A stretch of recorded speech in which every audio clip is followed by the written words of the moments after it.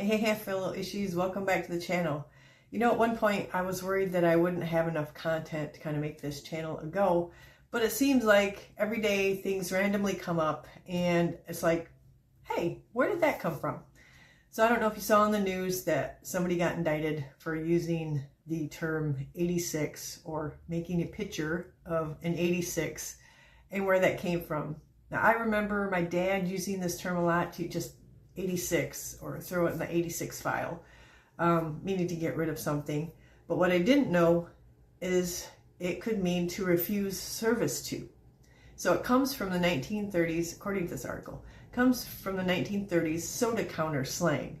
So if you're too young to remember soda counters, I've run into a few soda fountain places in some like older style main streets. Sometimes they'll bring them back, like the 50s diners. They may have a soda fountain. It is slang.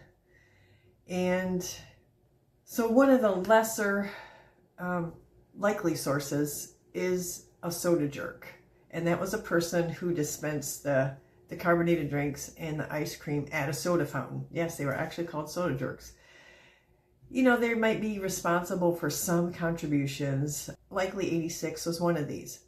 So here's from a couple of articles from the early 1900s. A Hollywood soda jerker forwards this glossary of soda fountain lingo out there. Shoot one and draw one is one Coke and one coffee. Shoot one in the red means a cherry Coke. An echo is a repeat order. 86 means all out of it. That's from 1933. When a soda popper says the tuna fish is 86, he means there isn't any more. And that's from 1941. So this term first appeared in the early 1930s as a noun, and it referred to an item at a soda fountain or lunch counter that had been sold out. It did not take long for the word to broaden its use beyond the realm of the soda counter. Of course, because that's how slang travels. Carbon cats are musicians who purloin ideas, and if after hearing you they say 86, that means you're positively no good. That's from an article in 1939. So in the 1950s, the word underwent some functional shift and began to be used as a verb. The initial meaning as a verb was to refuse to serve as a customer. So, and later on, it took on a slightly extended meaning of to get rid of or to throw out. The word was especially used in reference to refusing bar service to people that were drunk. Okay. So here's some more examples from the 1950s.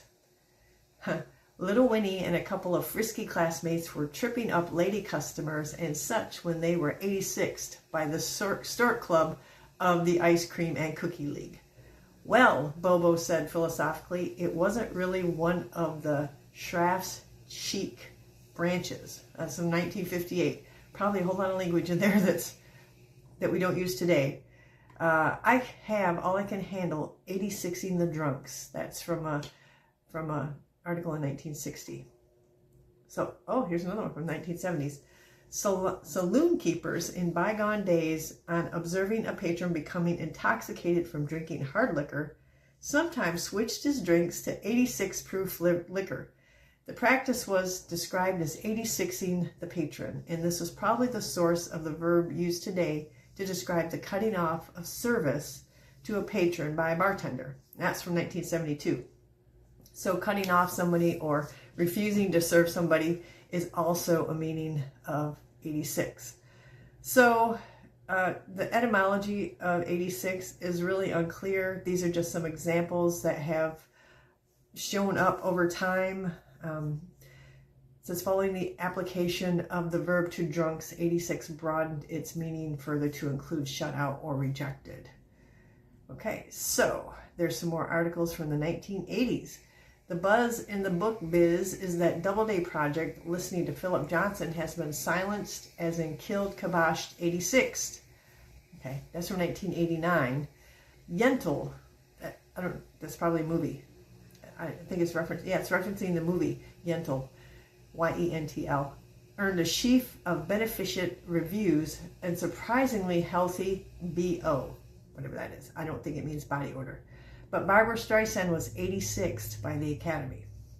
Okay, but he was 86th, cut off from club activities for a while after someone spiked his drink with drugs, and I went berserk, and that's from 1986.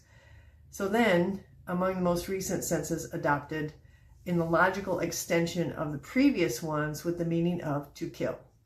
So we do not enter this sense due to its relative recency and sparseness of use. I don't know how sparse it is used. I've heard it used quite a bit for that, especially if you watch older movies. So I hate to see guys always getting 86th, she said, using the military jargon for killed in action. That's from 1991.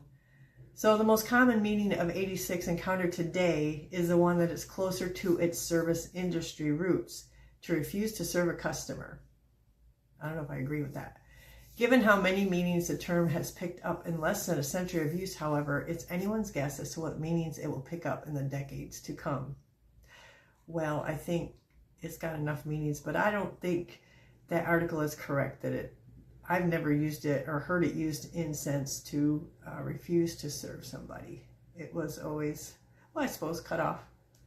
You can do that. Anyways, I just thought I would bring that to you.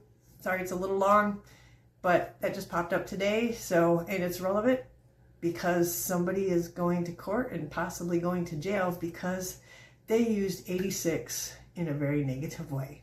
That's all I have. If you like this kind of content, like and subscribe, and we'll see you next time.